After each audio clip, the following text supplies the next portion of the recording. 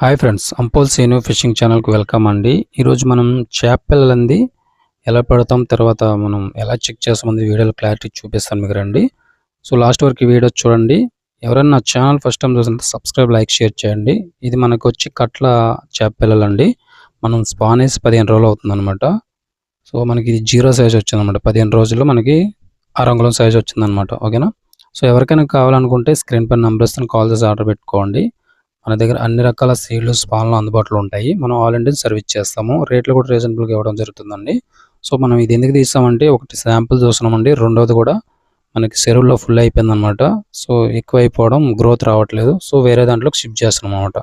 మనం ఒకే ట్రిప్లో 2 వర్క్లు అనేది అయిపోతున్నాయి అనమాట. ఓకేనా. మనం నెక్స్ట్ వీడియోలో ప్రతి ఒక్కటి మీకు వివరిస్తానండి, మనం ఎలా పడతాం ఏంటంది. ప్రతి ఒక్కటి మనకి ఎన్ని చెరువులు ఉన్నాయో ప్రతి ఒక్కటి చూపించడం జరుగుతుంది. ఓకేనా. Please subscribe my channel. Thank you.